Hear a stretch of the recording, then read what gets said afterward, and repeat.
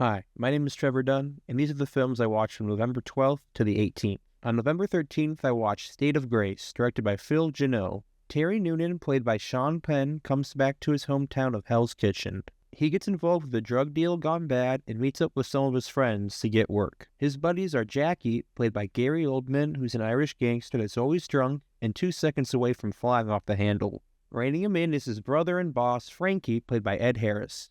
Frankie has plans to strike a deal with the mafia, but Jackie and his friend Stevie, played by John C. Reilly, disrupt that. Frankie has Stevie killed to appease the mafia, but that sends Jackie into a tailspin. All while that's going on, Terry is trying to connect with his former sweetheart, Kathleen, played by Robin Wright, who is Jackie and Frankie's sister. Robin Wright and Sean Penn met during the filming. They fell in love and got married, and eventually got divorced. Man, 1990 was a great year for crime films. You had King of New York, The Godfather Part 3, Miller's Crossing, and The Best to Ever Do It, Goodfellas. Gary Oldman is the first actor who I'll think of when I watch this film. He's totally going for it, throwing down 360 tomahawk jams on every person in this film. There have been hundreds of wild card crime characters, but Jackie is one that will stick with me for a long time. State of Grace is a solid crime film. The same day I went to the theater and saw The Running Man in IMAX. Directed by Edgar Wright, Ben Richards this time is played by Glenn Powell. He is unhireable due to defying the system. With a sick daughter and no money, he decides to volunteer for The Running Man. Josh Brolin plays Dan Killian, the studio head that convinces Ben Richards to join The Running Man. The host of the show is played by Coleman Domingo, named Bobby T. Like the original, Ben must run and hide from the hunters. But instead of being one TV episode, Ben has to last 30 days to win. I thought The Running Man was solid, but I was a bit disappointed. When you go to see an Edgar Wright film, you have certain expectations in style and tone. The Running Man just didn't pop. It had this Netflix gray look to it, which was really disappointing because the original had so much color and life. I didn't think any of the action scenes blew me away. Again, none of them were bad or took me out of the film, but when I go to see an Edgar Wright film, I think I'm just going to be blown off the screen by the visuals, and I just wasn't. Glenn Powell did the best he could. He's a true star who's able to carry a film, and he's got great charisma, but the character of Ben Richards doesn't really fit Glenn, because Ben's very angry and very jaded by the system, and Glenn's whole personality is this smooth-talking Texan. I felt the original Running Man had more personality, style, and charm. All the different stalkers had a unique gimmick to them and combat styles. In this one, they all look the same and only one stalker has any personality, which is the masked one. Running Man is a decent action flick, but not as good as I had hoped it would be. On November 15th, I watched Rear Window, directed by Alfred Hitchcock. Jimmy Stewart plays L.B. Jeffries, also known as Jeff, a photographer who is bound to a wheelchair after suffering an injury. He passes his time by looking out the window and watching his neighbors. He's being taken care of by his friend Stella, played by Thelma Ritter, and his girlfriend Lisa, played by Grace Kelly. They both think his watching is unhealthy. One night, Jeff notices one of his neighbors, Lars Thornwell, played by Raymond Burr, leaving multiple times in the middle of the night. His wife is nowhere to be seen, and Thornwell has in his possession her purse, jewelry, and his cleaning knives. Jeff calls the police, but they don't believe him, so he enlists the help of Stella and Lisa to help catch him. The two are concerned that Jeff is becoming too obsessed with Thornwell, and he's seeing things that aren't really there. Rear Window is an all-time thriller. I love the voyeuristic tone.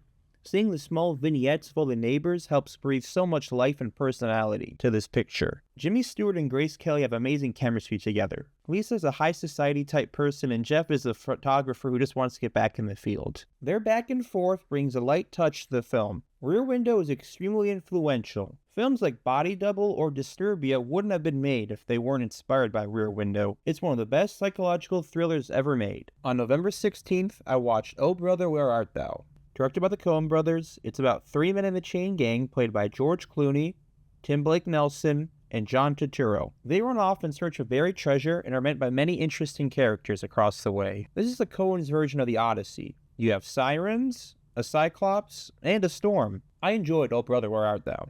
Its fun, irreverent tone fits their quest to the Deep South. All the country and folk music liven this film up as you get a perspective on Southern culture that you usually wouldn't see. My favorite part was when we got to see the Soggy Bottom Boys perform.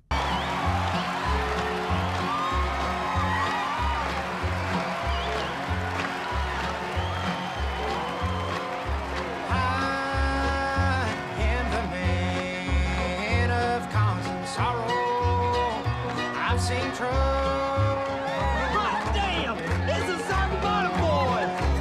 Oh Brother Where Art Thou is a great adventure film. On the same day, I watched Pale Rider, directed and starring Clint Eastwood. Clint plays the Pale Rider, a mysterious preacher who comes to save a mining town from a mining company that's employing thugs to drive out the residents. I thought Pale Rider was an average to below average Western. Its story of a gunfighter coming to a town and helping the residents from a greedy company is as typical as it gets for a Western. All the characters are one-note settlers trying to get by, and Clint's just playing Clint. One family in particular is enamored with the preacher's prowess. They have a daughter who thinks he's great and starts falling in love with him and says they should get married even though she's only 15. Okay, time out. Hey Clint, why do we have to include this? It's really weird. Yeah, he eventually stops her and says to go after someone her own age, but it takes a while for Clint to get to that point.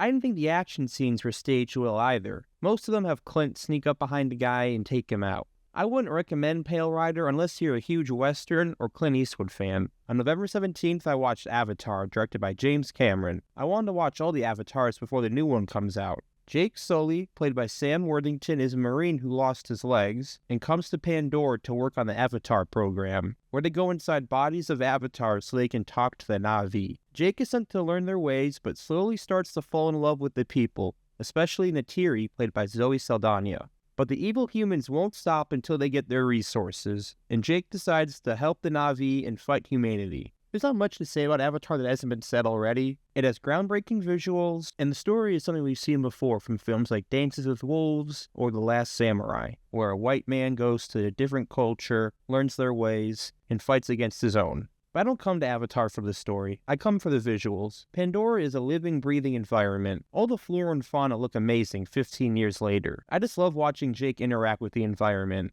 Avatar is a great film to turn your brain off and soak in all the visuals. On November 18th, I watched Nouvelle Vague, directed by Richard Linklater. This is the second film he has coming out this year. This film is about the making of Breathless, the 1960 French New Wave masterpiece directed by Jean-Luc Godard. Nouvelle Vague means New Wave in French. Guillaume Maubec plays Godard. The only actor most people would know is Zoe Deutsch, who plays Jane Sebring, who played Patricia in Breathless. I thought Nouvelle Vague was solid.